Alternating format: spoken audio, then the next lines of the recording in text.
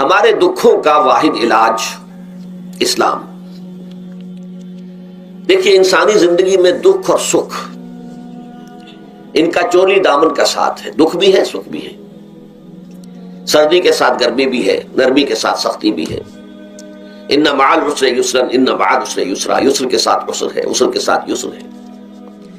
لیکن انسان نفسیاتی طور پر متاثر جو ہوتا ہے زیادہ، وہ تکلیف سے ہوتا ہے، دکھ سے ہوتا ہے۔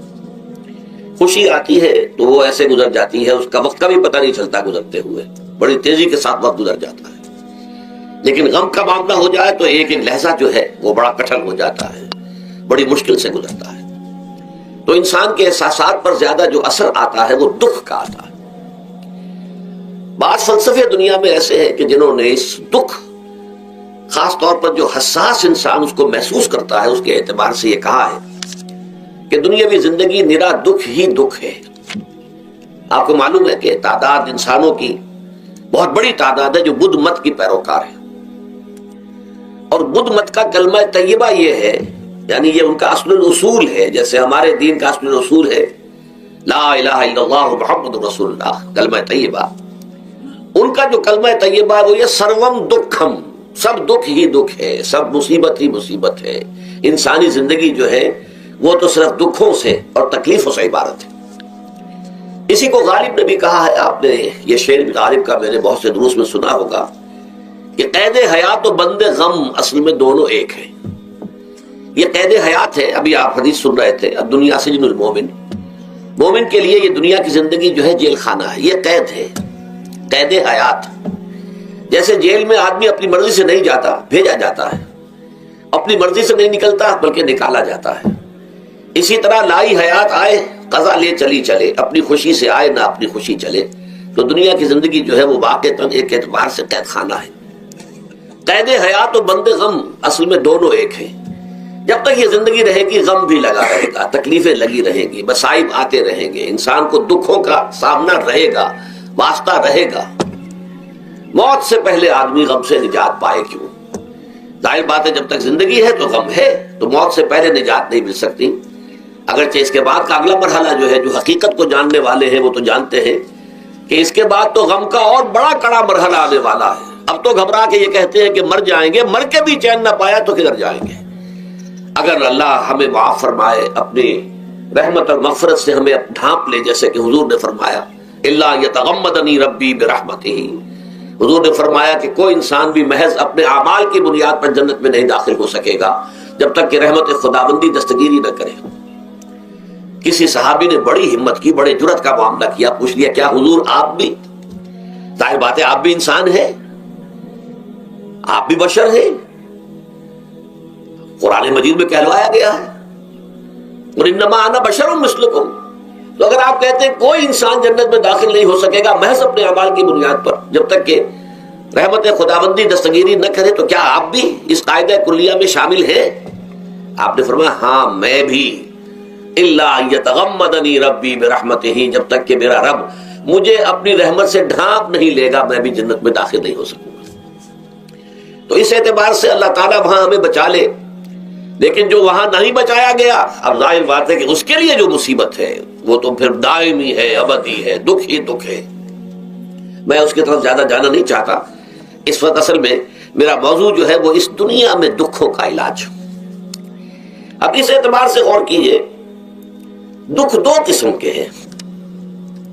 قرآن مجید پر جتنا میں نے غور کیا، دکھ ایک تو وہ ہے کہ جو ناگہانی طور پر آ جاتے ہیں، اس میں ہماری کسی غلطی کو دخل نہیں ہوتا۔ وہ کوئی آفت سماوی ہے، کوئی زلزلہ آ گیا ہے، ابھی آپ کو معلوم ہے بھوج جو قصبہ تھا گجرات سٹیٹ کا، انڈیا کا پورا ختم ہو گیا، اس میں بہت سے مسلمان بھی تھے۔ جب کوئی آفت سماوی آتی ہے تو وہ ظاہر بات ہے کہ پھر سب کے سب لوگ اس کی لپیٹ میں آ جاتے ہیں۔ زلزلہ آ گیا، یا کوئی اور طوفان آ جائے، جیسا کہ کئی مرتبہ آپ نے اخبارات میں پڑھا ہوگا، اس سال امریکہ میں بہت طوفان آئے ہیں، مشرقی ساحل پر بار بار طوفان آئے، وہاں بھی لوگ مرتے ہیں، وہاں بھی چھتیں اڑ جاتی ہیں، وہاں بھی تباہی جو ہے آتی ہے۔ تو اس حوالے سے ایک تو ہے وہ ناگہانی آفات، آفت ارضی ہو یا آفت سماوی ہو، زلزلہ ہے یا آفت ارضی ہے، طوفان آ گیا ہے، کوئی سائیکلون آ گیا یا آفت سماوی ہے۔ یا کوئی آسمان سے بڑا سا پتھر آ جائے. آپ کبھی کبھی اخبارات میں پڑھتے ہوں گے کہ ایک بڑی چٹان پاس سے گزر گئی, بہت بڑی خلائی چٹان جو ہے زمین کے قریب سے ہو کر گزر گئی, زمین بچ گئی, ورنہ اگر وہ زمین سے ٹکرا جاتی تو نہ معلوم کتنا بڑا یہاں پر تباہی کا معاملہ ہوتا.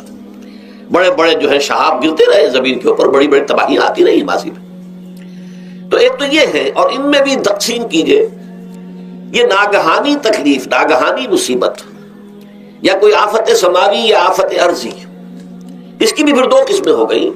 ایک وہ کہ جو افراد کو متاثر کرتی ہے انفرادی سطح پر. آدمی سڑک پر جا رہا تھا, پیچھے سے آ کر کسی گاڑی نے ٹکر ماری, گر گیا, ٹانگ ٹوٹ گئی. اب ظاہر بات ہے کہ اس میں اس کا کوئی قصور نہیں ہے, یہ اللہ تعالیٰ کی طرف سے بات آ گئی ہے. یا یہ کہ کوئی اگر اجتماعی سطح پر آیا, جیسا کہ زلزلہ ہے, یا جیسا کہ کوئی سائیکلون ہے, کوئی بڑا طوفان ہے, بہت بڑے فلڈز آ گئے ہیں. اس وقت بھی موزمبیق میں بہت بڑا فلڈ آیا ہوا ہے, ساؤتھ افریقہ میں, اور افریقہ میں پچھلے سال بھی بہت بڑا فلڈ آیا تھا, بڑی تباہی آئی تھی, آ رہا. تو یہ آفت سماوی یہ ظاہر بات ہے کہ اجتماعی سطح پر آتی ہے, بڑی بڑی مقدار میں, تعداد میں لوگ متاثر ہوتے ہیں, لاکھوں لوگ بے گھر ہو جاتے ہیں, ہزاروں آدمی مارے جاتے ہیں. تو پہلی شکل جو ہے دکھ کی, جیسا کہ میں نے عرض کیا, وہ ناگہانی دکھ, کوئی آفت ارضی, کوئی آفت سماوی, خواہ وہ انفرادی ہو خواہ اجتماعی. اس کے ضمن میں کیا علاج ہے؟ ظاہر بات ہے کہ اس کا علاج یہ تو نہیں ہو سکتا کہ آپ اس کو ختم کر سکیں. انگریزی کا ایک محاورہ ہے, what cannot be cured must be endured. جو چیز جو ہے جس کا علاج نہیں ہو سکتا وہ تو برداشت کرنی پڑے گی. بعض بیماریاں بھی ایسی ہیں, ڈائبٹیز ہو گئی ہے, شوگر کا مرض ہو گیا, ڈاکٹر آپ کو بتائے گا کہ بھائی اب یہ مرض جائے گا نہیں, اب آپ کو اس مرض کے ساتھ ہی اپنے آپ کو ایڈجسٹ کر کے اپنی غذا وغیرہ اس کے مطابق طے کر لیجیے, ورنہ یہ کہ یہ نہ سمجھیے کہ یہ مرض چلا جائے گا. تو what cannot be cured must be endured. لہذا ان آفت سماوی و ارضی, چاہے وہ انفرادی سطح پر متاثر کرتی ہوں انسانوں کو, اور چاہے اجتماعی سطح پر, اس کا تو علاج ایک ہی ہے. عربی میں بھی ایک محاورہ یہ ہے کہ کسی نے پوچھا تھا کہ بچھو کے کاٹے کا کیا علاج ہے؟ البکاء الی الصباح, رات کو اگر کاٹا ہے کسی بچھو نے تو روتے رہو صبح تک, یہ علاج ہے, اس کا اور کوئی علاج ہے ہی نہیں. تو جو چیز لا علاج ہے اسے برداشت کرنا. گویا کہ یہاں جو اصل شے ہوگی کہ دنیاوی آفات, ارضی و سماوی آفات, ناگہانی آفات, ناگہانی مصیبتیں, ان کے ضمن میں ہمیں ایسی شے کی ضرورت ہے جو ہمارے اندر برداشت پیدا کر دے, اس کو جھیلنا آسان بنا دے, ہم اس کی وجہ سے بجھ کر نہ رہ جائیں, ہماری ہمتیں جواب نہ دے جائیں, ہمارا ارادہ ختم نہ ہو جائے, ہمارا حوصلہ پست نہ ہو جائے, بلکہ برداشت ہو, جھیلنا ہو, تحمل ہو. ابھی بٹر صاحب کہہ رہے تھے اللہ تعالیٰ ذرا سا متحمل ہے. میں نے کہا یہ بہت غلط بات کہہ رہے, اللہ بہت متحمل ہے. وہ ذرا سا تو یوں سمجھیے کہ ان کے کہنے کے انداز میں یہ بات آ گئی, ذرا سا رحیم بھی ہے. نہیں, وہ بہت رحیم ہے, بہت متحمل ہے, بہت حلیم ہے. لیکن یہ کہ ہمیں یہ جو آفات سماویہ اور ارضیاں ہیں جو ہمارے اوپر آ جاتی ہیں اللہ کی طرف سے, ان کے ضمن میں ذہنی ایک ایٹیچیوڈ پیدا ہو جائے, سوچ کا ایک خاص رخ بن جائے, انسان کے احساسات ایک خاص طرز پر ڈھل جائیں, تو پھر ان کو برداشت کرنا آسان ہو جاتا ہے. اور وہ کیا ہے؟ وہ ہمارے ایمان کا لازمی تقاضا ہے. ایمان ہمیں یہ بتاتا ہے کہ کوئی مصیبت زمین میں آتی ہے نہ تمہاری جانوں پر آتی ہے بغیر اذن رب. جو کچھ آ رہا ہے اللہ تعالیٰ کے فیصلے سے آیا ہے. یہ کوئی اندھا بہرا مادہ نہیں ہے, یہ کوئی اندھا بھینسا نہیں ہے کہ اس نے آ کے آپ کو ٹکر مار دی ہے. نہیں, یہ تو سمیع اور بصیر, علیم و خبیر اللہ, اور حکیم اور قدیر اللہ کا فیصلہ ہے. لہذا یہ من جانب اللہ ہے, اس کو تم سمجھو کہ اللہ تعالیٰ کی طرف سے ہے. اور جب اللہ کی طرف سے ہے تو سورہ آل عمران میں فرمایا بیدہ الخیر, اس کے ہاتھ میں تو خیر ہی خیر ہے. یعنی بظاہر تمہیں محسوس ہوتا بھی ہو کہ یہ میرے لیے تکلیف دہ بات آ گئی ہے, تو اس کو یوں سمجھو کہ اس کا نتیجہ جو میرے حق میں نکلے گا وہ خیر ہوگا. فوری طور پر تو تکلیف ہے, مجھے اچھی نہیں لگ رہی, ناگوار ہے, لیکن نتیجہ اس کا خیر نکلے گا. جیسے بچہ بیمار ہے, ماں اسے دوا پینے پر مجبور کر رہی, کڑوی دوا ہے, وہ تو سمجھتا ہے مجھ پر بڑا ظلم ہو رہا ہے. یا آپ لے گئے اسے ڈاکٹر کے ہاں ٹیکا لگوایا ہے, وہ تو چیخ رہا ہے, رو رہا ہے, لیکن آپ کو معلوم ہے, کاش اسے بھی معلوم ہو جائے کہ یہ میرے خیر کے لیے, میرے بھلے کے لیے, اگر اسے یہ معلوم اور محسوس ہو جائے تو اس کی تکلیف اس کے اندر بہت کمی آ جائے گی، وہ سہار لے گا، اس کو وہ برداشت کرے۔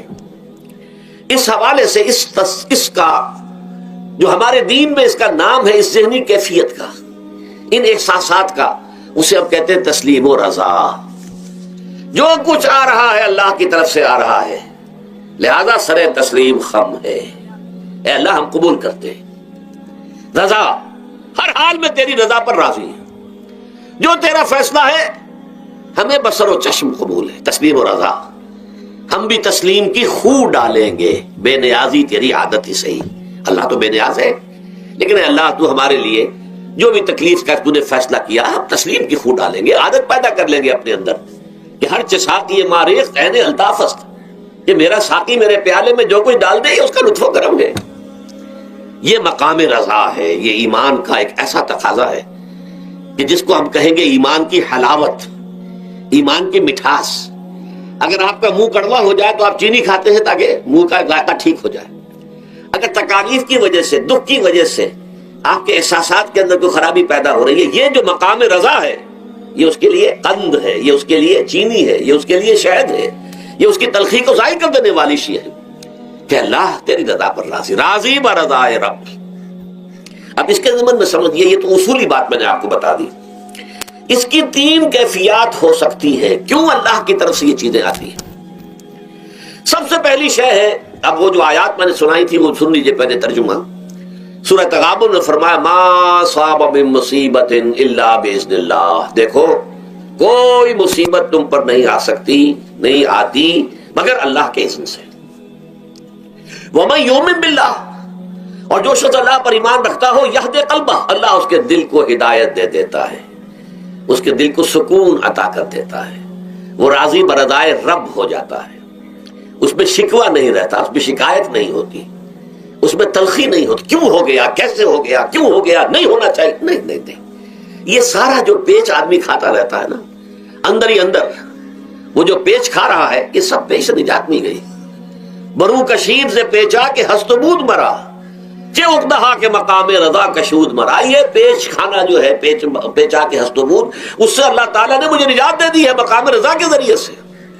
کتنے بڑے بڑے عقدے میرے حل ہو گئے اس مقام رضا سے، چے اقدہا کے مقام رضا کشود میرا، میرے تو بہت سے عقدے اس سے حل ہو گئے۔ اس حوالے سے ایک موٹی بات تو یہ ہو گئی، لیکن اب اس کو تین حصوں میں تقسیم کیجئے۔ پہلی بات یہ کہ یہ اللہ کی طرف سے آزمائش کے طور پر آتے ہیں۔ آزمائش، میرا بندہ اس پر صبر کرتا ہے یا نہیں، یا میرے خلاف بکواس کرنے پر آمادہ ہو جاتا ہے۔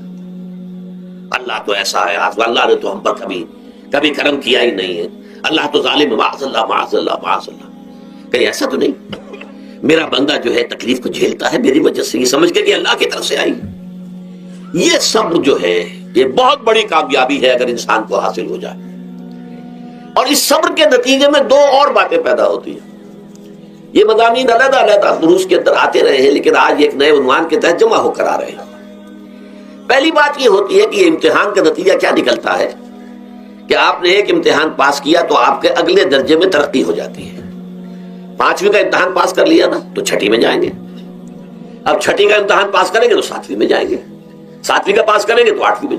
درجہ بدرجہ انسان کی دینی، ایمانی اور روحانی ترقی کا ذریعہ یہ آزمائش بنتی ہے۔ جتنا اس میں صبر ہوگا، جتنا اس میں تسلیم و رضا جو ہے آپ حاصل کرتے جائیں گے تو آپ کے درجے بلند ہوتے چلے جائیں گے۔ آپ کا امتحان کڑے سے کڑا آئے گا، بڑے سے بڑا آئے گا، مشکل سے مشکل تر آئے گا۔ ایک وقت میں MA کا امتحان بھی آپ کو دینا ہوگا، ایک وقت میں ہو سکتا ہے PhD کے لیے تھیسس آپ لکھیں، پھر اس کے اوپر جو ہے ٹیم بیٹھی ہوئی اور آپ سے وہ بحث کرے، جرا کرے آپ سے، وہ بھی کرنا ہوگا۔ لیکن یہ کہ اگر پرائمری ہی میں فیل ہو گئے تو اس کا سوال ہی پیدا نہیں ہوتا کہ کبھی آپ MA کا یا PhD کا تھیسس بھی لکھیں۔ اور اسی کو دوسرے انداز میں کہا گیا ہے قرآن مجید میں، بولے یبلی المؤمنین منہ بلاء حسنا۔ اصل میں ابلا کہتے ہیں، بلا یبلو جو ہے عربی زبان میں آتا ہے آزمانا۔ خلق الموت والحیات لیبلوکم ایکم احسن عملا، یہی معنی ابتلا کے میں، ابتلا یبتلی آزمانا۔ ابلا یبلی جو آتا ہے باب افعال سے، اس میں آتا ہے کسی کو کسی تکلیف میں ڈال کر اس کو نکھارنا، کہ اس کا جوہر نکھر جائے، اس کے اندر جو خیر ہے وہ اور چمک جائے، لوگوں کو بھی معلوم ہو جائے کہ یہ شخص اس مقام کا اہل ہے، اس کے اندر یہ صلاحیت ہے، اس میں یہ قوت موجود ہے، تو یہ گویا کہ اہل ایمان کی صلاحیتوں کو نکھارنے کے لیے اور ان کے درجات کی ترقی کے لیے بھی اللہ تعالیٰ دنیا کے اندر یہ مصیبتیں اور امتحانات جو ہیں آزمائش کے حوالے سے افراد پر بھی اجتماعی طور پر بھی لاتا ہے۔ اور ایک اس کا اور بھی ہے، اہل ایمان پر اس طرح کے ابتلاء و آزمائش کی ایک نوعیت اور بھی ہے، اور وہ یہ ہے کہ جو بھی آپ سے غیر ارادی طور پر یا یہ کہ آپ نے کوئی گناہ ارادی طور پر بھی کر لیا، اللہ تعالیٰ اس کی سزا اسی دنیا میں دے کر آخرت کی سزا سے محفوظ کر دیتا ہے۔ گویا کہ اس سے بڑا خیر کیا ہوگا؟ یہاں کی سزا کیا ہے؟ جھیل لی آپ نے، بخار آ گیا، ٹانگ ٹوٹ گئی، چلیے 3 مہینے آپ بستر پر پڑے رہے نا، اور کیا ہوا؟ کچھ نہیں۔ لیکن یہ کہ آخرت کی سزا ملتی بہت عظیم ہوتی، لہذا کفارہ بناتا ہے اللہ تعالیٰ ان جو بھی گناہ ہو گئے ہیں، غلطیاں ہو گئی ہیں، ان کا کفارہ اللہ تعالیٰ بندہ مومن کے لیے، حضور کی ایک حدیث ہے، اس کا متن مجھے اس وقت یاد نہیں ہے، کہ مومن کا معاملہ عجیب ہے، اسے کوئی تکلیف پہنچتی ہے صبر کرتا ہے، وہ اس کے گناہوں کا کفارہ بن جاتا ہے، اور اگر کوئی خوبی ملتی ہے اس پر اللہ تعالیٰ کا شکر ادا کرتا ہے، اس کے درجات بلند ہو جاتے ہیں۔ تو یہ معاملہ جو ہے اللہ تعالیٰ کی طرف سے بندہ مومن کے حق میں خیر، کہ در حقیقت اس کے ان گناہوں کی پاداش کہ جو اس نے یہاں کر لیے ہیں یہی دنیا میں دے کر دھو دیا جائے، پاک کر دیا جائے۔ جیسے آپ کو معلوم ہے دھوبی جو ہے کپڑے کو بھٹی میں چڑھاتا ہے، گرم پانی میں ڈالتا ہے کہ ڈالتا ہے تاکہ اس کا میل نکلے، اس کے آگے پٹکتا بھی ہے ذرا اس کو تاکہ وہ میل اچھی طرح چھٹ جائے اس سے۔ اسی طرح اگر دنیا میں ہمارے میل چھٹ جائیں، دنیا میں اگر ہمارے گناہ دھل جائیں تو یہ بڑے نفع کا سودا ہے، بڑے نفع کا سودا ہے، بڑے نفع کا سودا ہے۔ اس اعتبار سے آپ غور کیجئے کہ اگر یہ حقائق ہمارے سامنے رہے تو کیا کوئی تکلیف دنیا کی ہمیں بھاری محسوس ہوگی؟ ہمیں تو بتایا یہ گیا ہے کہ عسیٰ ان تکرہوا شیئا وہو خیر لکم وعسیٰ ان تحبوا شیئا وہو شر لکم واللہ یعلم وانتم لا تعلمون۔ ہو سکتا ہے کہ تم کسی چیز کو ناپسند کرو، دراصل کہ اسی میں تمہارے لیے خیر ہے، تمہیں نہیں پتا، اور ہو سکتا ہے تم کسی چیز کو پسند کرو، دراصل کہ اس میں تمہارا شر ہے لیکن تمہیں نہیں معلوم۔ اللہ یعلم وانتم لا تعلمون، اللہ جانتا ہے تم نہیں جانتے۔ اس حوالے سے سپردم بدو مایا خیشرا تدانی حساب کم و بیشرا، اے اللہ، اس کو کہتے ہیں تفویض۔ یہ سورہ تغابن کے درس میں یہ تمام مضامین تفصیل سے آتے ہیں کہ ایمان کے جو باطنی ثمرات ہیں اس میں سب سے پہلے مقام رضا ہے، پھر تفویض ہے، توکل ہے۔ آپ محنت کر رہے ہیں، محنت کر رہے ہیں، محنت کر رہے ہیں، نتیجہ نہیں نکلا۔ ایک نتیجہ یہ نکلے، ایک بچے نے بہت محنت کی، دن رات کام کیا، فیل ہو گیا امتحان میں، اب صدمے سے کمر ٹوٹ سکتی ہے اس کی، لیکن نہیں، ہو سکتا ہے کہ اللہ تعالیٰ نے اسی میں میرے لیے خیر رکھی ہے، اس لیے کہ ہماری محنت سے کچھ نہیں ہوگا، ہمارے مادی وسائل سے کچھ نہیں ہوگا، ہوگا اللہ کے اذن سے، اللہ کی مرضی سے، اللہ کی مشیت سے۔ یہ ہمارے لیے خاص طور پر اس اعتبار سے بہت اہم نقطہ ہے، ہم سب راہ حق کے مسافر ہیں، اپنے اپنے بس پڑتے محنت کر رہے ہیں، وقت بھی صرف کر رہے ہیں، مال بھی صرف کر رہے ہیں، محنت کر رہے ہیں، مشقت کر رہے ہیں، لیکن فرض کیجئے جیسا کہ ہے فی الواقع، فرض کیا کیجئے، وہ تو واقع سامنے کی بات ہے، نتائج نکلتے نظر نہیں آ رہے، قدم نہیں بڑھ رہے، ہماری طرف لوگوں کا رجوع عام نہیں ہے، ٹھیک ہے، اس پر قطعاً بدل ہونے کی بات نہیں، یہ اللہ تعالیٰ کی مشیت میں ہوگا، جب وہ چاہے گا تب ہوگا، ہمارا کام یہ کہ اپنا فرض ادا کیے چلے جائیں بس، اور نتیجے سے بالکل ذہن کو اپنے منقطع کر لیں، ذہن کا کوئی تعلق آپ کے نتیجے کے ساتھ نہ رہے۔ یہ جب تک کیفیت ہماری نہیں ہوگی، ہم اس راہ پر استقامت اور مدام اس پر محنت اور جد و جہد کرنا جو ہے وہ ہمارے لیے ممکن نہیں رہے گا۔ اس کے لیے میں اگر آپ کے سامنے رکھوں معاملہ کہ حضور صلی اللہ علیہ وسلم کے جو پہلے 10 برس ہیں، جب سے آپ کو آغاز ہوا ہے وحی کا، اس کے بعد سے پہلے 10 برس دن رات کی محنت، شدید مشقت، یہاں تک کہ اللہ بھی روک رہا ہے، نبی آپ اپنے آپ کو ہلاک کر لیں گے، لعلک باخع نفسک الا یکونوا مؤمنین، کیا آپ اپنے آپ کو اس صدمے میں ہلاک کر لیں گے؟ یہ ایمان نہیں لا رہے، اس قدر صدمہ۔ لیکن اس کے ساتھ یہ ہے کہ یہ نہیں ہے کہ نتیجہ نہیں نکل رہا تو کام چھوڑ کے بیٹھ جائے، نہیں، معاذ اللہ، معاذ اللہ، نتیجہ نہ نکلے تو حضرت نوح علیہ السلام کی عمر بھی اگر حضور کی ہوتی 950 برس بھی حضور دعوت دیتے تھے، آپ کا کام تھا، آپ کا فرض تھا۔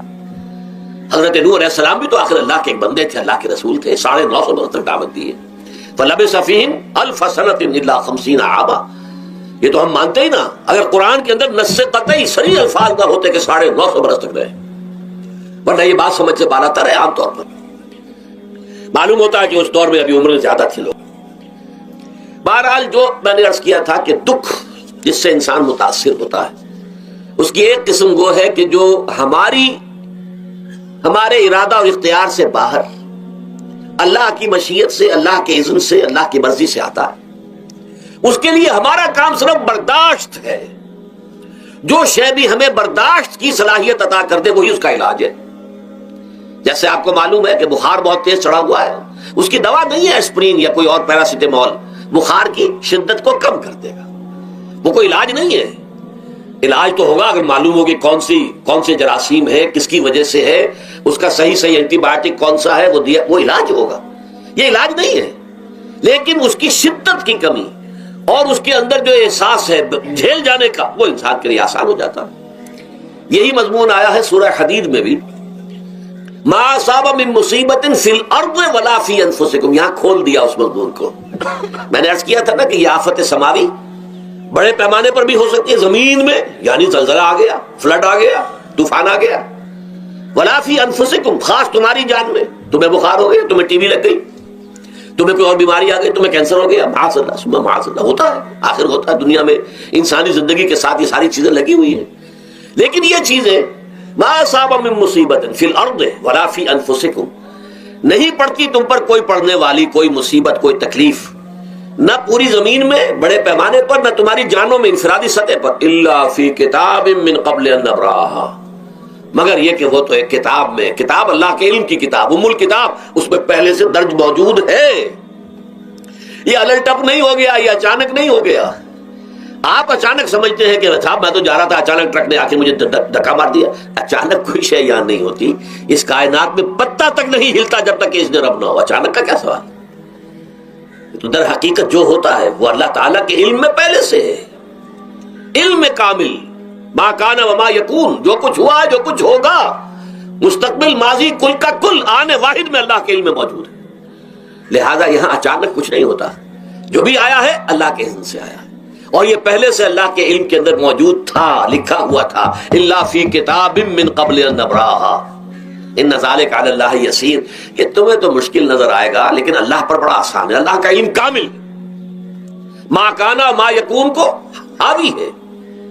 لیکن لا تاسوا علی ما فاتکم, تاکہ تم افسوس نہ کیا کرو ان چیزوں پر جو تم سے چھوٹ جائیں, جاتی رہیں, چھن جائیں. کوئی موقع تھا ہاتھ سے نکل گیا, کوئی دولت تھی اس پر ڈاکہ پڑ گیا, کوئی اور مصیبت ہے وہ آ گئی, کوئی عزیز فوت ہو گیا, اکلوتا بیٹا تھا فوت ہو گیا, وغیرہ وغیرہ. ما فاتکم, فات سے ہی فوتیدگی ہے نا. جو شے بھی نکل جائے, چلی جائے, ہاتھ سے جاتی رہے, چاہے وہ کوئی آپ کا عزیز تھا جو فوت ہو گیا تو آپ کے ہاتھ سے نکل گیا, یا کوئی مال تھا جو آپ کے قبضے سے نکل گیا, ڈاکہ پڑ گیا, چوری ہو گئی, نقصان ہو گیا کاروبار میں بہت بڑا, اس پر افسوس نہ کیا کرو. اگر افسوس کرو گے تو اس کا مطلب کیا ہوگا کہ تمہیں اللہ پر اعتماد نہیں ہے, یا تم سمجھتے ہو کہ اللہ کے سوا بھی کوئی ہے جو یہ کام کر سکتا ہے. کائنات میں تو ایک ہی کی مرضی چلتی ہے, وہ ہے اللہ. لہذا اگرچہ وہ کسی کے ذریعے سے تکلیف آپ کو پہنچی ہے, کسی نے آپ کو پتھر مارا ہے, وہ پتھر ہو سکتا ہے آپ کو نہ لگتا, لگ گیا ہے تو اللہ کے فیصلے سے لگا ہے. اس کا باپ بھی نہیں پتھر مار سکتا آپ کو اگر اللہ کا اذن نہ ہو. لہذا آپ پتھر مارنے والے کو بھی مجرم سمجھیے, ٹھیک ہے, اس سے بھی قصاص لینے کا آپ کو حق ہے, لیکن یہ جان لیجئے کہ جو آیا ہے پتھر وہ اذن رب سے آیا ہے. اب ظاہر بات ہے کہ اگر یہ کیفیت ہوگی تو غصہ اتنا نہیں ہوگا اس شخص پر کہ جس نے یہ کام کیا ہے, بلکہ ہو سکتا ہے آدمی مسکرا کے رہ جائے. جیسے کہ وہ میں واقعہ سناتا رہا ہوں اپنے دروس میں کہ ایک درویش مرش آدمی جا رہا تھا, جو رب کرے سو ہو, جو رب کرے سو ہو, جو رب کرے سو ہو. کسی شخص نے پتھر اٹھا کر دے مارا, اس کے سر پہ لگ گیا کہ اس نے پیچھے پلٹ کر دیکھا کس نے مارا ہے. اس نے کہا مجھے کیا دیکھتے ہو, جو رب کرے سو ہو, یہ تو رب کے مارے سے. اس نے کہا مجھے تو یہ پتھر رب کے مارے ہی لگا ہے, لیکن میں دیکھ یہ رہا تھا بیچ میں کس کا منہ کالا ہو گیا, اپنے لیے کس نے ایک گناہ کما لیا, اپنے لیے کس نے ایک مصیبت جو ہے وہ مول لے لی, وہ بیچ میں تم آ گئے ہو. پتھر اللہ کی طرف سے آیا ہے, لیکن اس کا عذاب, اس کا وبال تم پر آ جائے گا. بہرحال یہ تو میں نے عرض کیا آپ کے سامنے, وہ چیزیں کہ جو آ جاتی ہیں, وہ تکالیف, وہ مسائل جو اللہ کی طرف سے من جانب اللہ ہے, اس میں آپ کسی کو مورد الزام نہیں ٹھہرا سکتے, وہ آپ پر آ گیا. دوسری تکلیفیں وہ ہے جن کے لیے فارسی میں کہتے ہیں خود کردہ، اپنے ہاتھوں جو مصیبتیں آتی ہیں۔ اس کے لیے میں نے آپ کو سورہ شورى کی آیت سنائی ہے، ما اصابکم من مصیبت فبما کسبت ایدیکم ویعفو عن کثیر۔ جو مصیبت بھی تم پر آتی ہے انسانوں، وہ تمہارے اپنے ہاتھوں کے کرتوتوں کی وجہ سے آتی ہے، اور ابھی تو اللہ بہت سی چیزوں کو تو معاف بھی کرتا رہتا ہے، ہر تمہاری غلطی پر پکڑتا نہیں ہے، ہر خطا کے اوپر تمہیں سزا نہیں دیتا ہے، کوئی سزائیں معاف بھی کرتا رہتا ہے، عفو و درگزر سے بھی کام لیتا ہے، بہت متحمل اور حلیم بھی ہے، بہت رحیم اور غفور بھی ہے اور کریم بھی ہے۔ لیکن یہ کہ یہ جان لو کہ ایک مصیبتیں وہ ہیں جو تمہاری اپنی پیدا کرتے ہیں، بما کسبت ایدیکم، تمہارے اپنے ہاتھوں کی کمائی۔ یہ کون سی خود کردہ؟ یہ در حقیقت ہے اجتماعی نظام جو انسان بناتا ہے، اس اجتماعی نظام کو غلط کر کے اگر اس نے اپنے لیے مصیبتیں کھڑی کر لی۔ مصیبت ہے لیکن یہ مصیبت تمہارے اپنے ہاتھوں کی لائی ہوئی ہے، تم نے نظام غلط بنایا ہوا ہے، تم نے دولت کی تقسیم غلط کی ہوئی ہے، اللہ نے تو رزق پیدا کر دیا اور سب کے لیے کافی ہے، یہ تم نے کیا ہے کہ ایک طرف کچھ لوگوں کے کھتے بھرے ہوئے ہیں اور ایک طرف کوئی فاقے سے مر رہا ہے، یہ خود کردہ ہے، یہ ہمارا کبھی ہے، یہ تم نے نظام غلط بنایا ہے، یہ جو نظام کے اندر خرابی ہے یہ تمہاری اپنے کرتوت ہے، تم نے خود نظام کے اندر غلطی رکھی ہوئی ہے، ناانصافی گھولی ہوئی ہے، اس کا زہر گھولا ہوا ہے، یہ تمہارے اپنے کرتوتوں کی وجہ سے، اور اس کا علاج تمہیں کرنا پڑے گا خود، اور وہ علاج کیا ہوگا؟ اور نظام کو صحیح قائم کرو، اللہ کا دیا ہوا نظام، نظام عدل و قسط،